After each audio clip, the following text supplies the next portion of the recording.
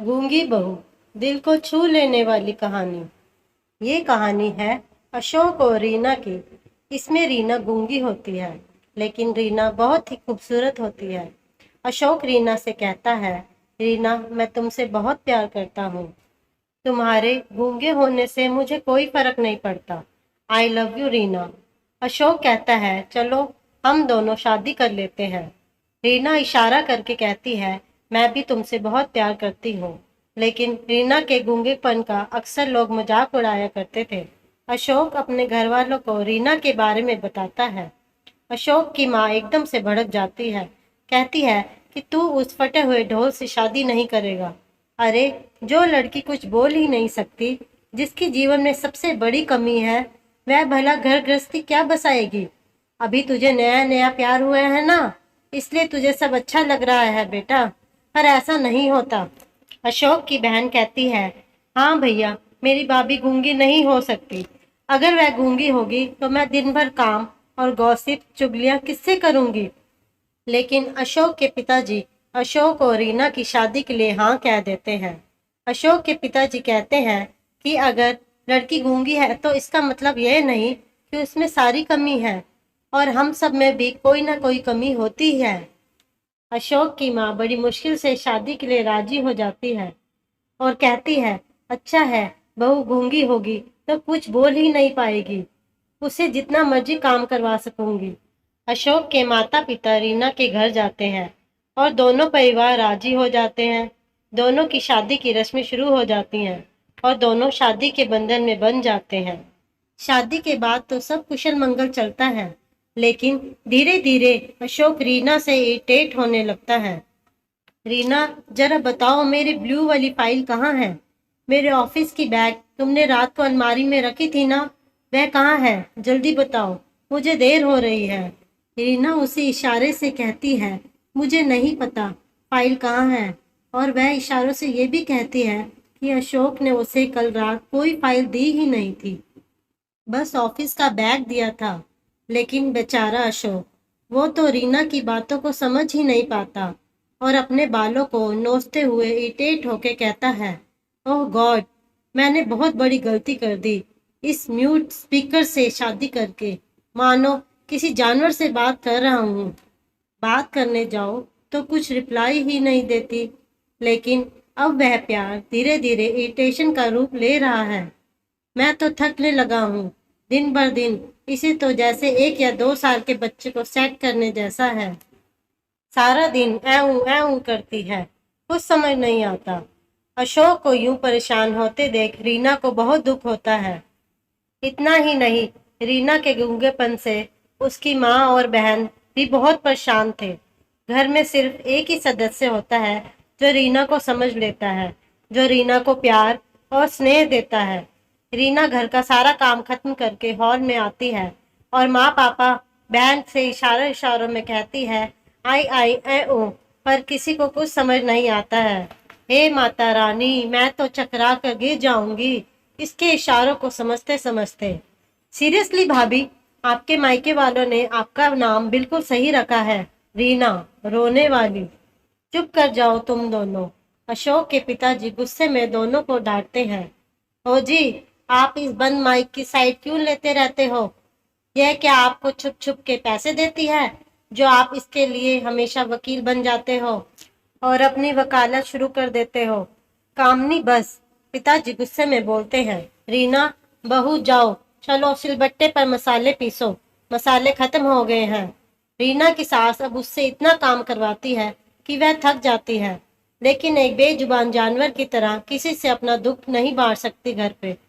वो चाहे कितनी भी बीमार क्यों ना हो, चाहे कितनी भी थकी क्यों ना हो, किसी से कुछ नहीं कहती, लेकिन घर में सबकी जरूरतों का सबसे पहले ध्यान रखती थी। सबकी छोटी से छोटी चीजों का ध्यान रखती थी, लेकिन घर में उसकी कोई इज्जत नहीं करता था, सिर्फ एक को छोड़कर, अशोक के पिताजी। जिस अशोक ने उससे सबसे ज्यादा प्यार किया था, वह भी बस चिड़चिड़ के अलावा और कुछ नहीं करता था, बस ताने कसता रहता था रीना के गूंगेपन पर। एक दिन घर पर थोड़े मेहमान आते हैं और रीना उनके लिए नाश्ता लाती है। रीना उन्हें इशारे से कहती है, ये लीजिए नान खटाई और बिस्कुट लीजिए। रीना की इस भाषा को देखकर मेहमान जोर से हंसते हैं। रीना के ससुराल वालों को ये सब देखकर बहुत शर्मिंदगी महसूस होती है। सिवाय रीना के ससुर के, मेहमान मजाक उड़ाते हुए बोलते हैं, ए भाई, ये कौन से देश की भाषा है? कहाँ से उठाकर लाया है तू इसे? और जोर जोर से हंसते हैं। रीना ये सब देखकर बहुत उदास हो जाती है और उसकी आंखों में आंसू आ जाते हैं। वह अपनी गर्दन शर्म से नीचे झुका लेती है। मेहमानों के जाने के बाद सास ड्रॉर में से टेप लाती है और जोर से गुस्से के रीना के मुंह पर लगा देती है और बोलती है, अब करके दिखा, आई आई उई। मेहमान के सामने हमारी बेइज्जती करवा दी। चल मुंह ही कहीं की। सेलो टेप उतारा तो ना, फिर देखियो। चुपचाप से काम कर और अपना मुंह पकड़कर एक कोने पर बैठ जा। और हाँ, आइंदा से किसी मेहमान या बाहर वाले के सामने मत आना।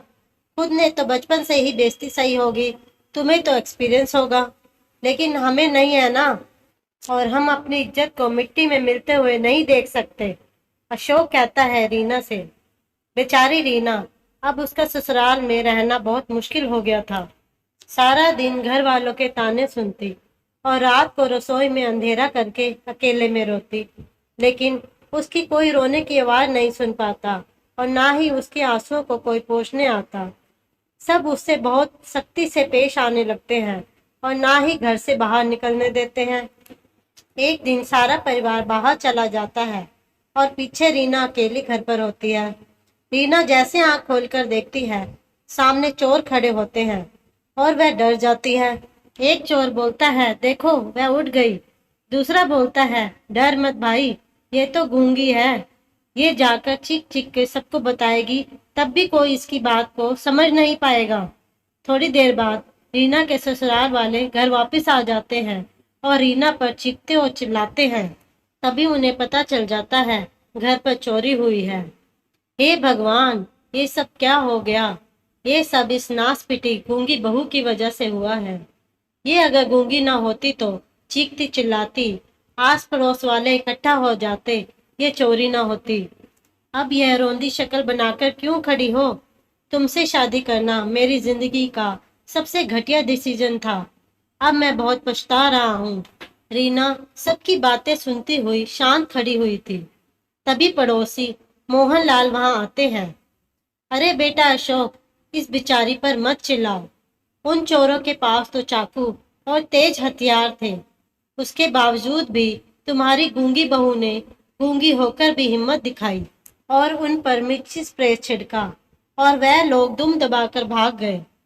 तुम्हें तो इसे धन्यवाद कहना चाहिए। इसने तुम्हारे पैसों को चोरी होने से बचा लिया है बेटा। मोहनलाल की बातें सुनकर सभी चकित रह जाते हैं। रीना जिस दिन से इस घर में बहू बनकर आई है, उसी दिन से ये हमारी बेटी बन गई।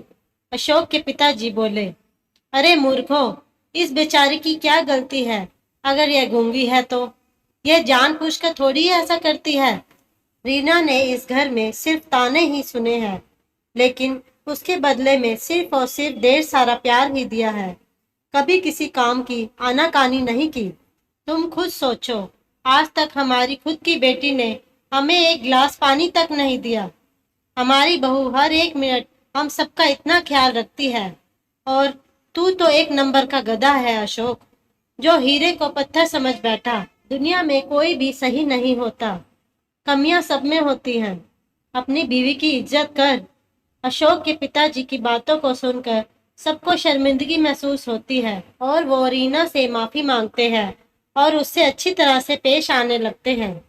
दोस्तों, आपको हमारी कहानी कैसी लगी? कमेंट बॉक्स में ज़रूर बताएं और हमारे चैनल को लाइक एंड सब्सक्राइब करें।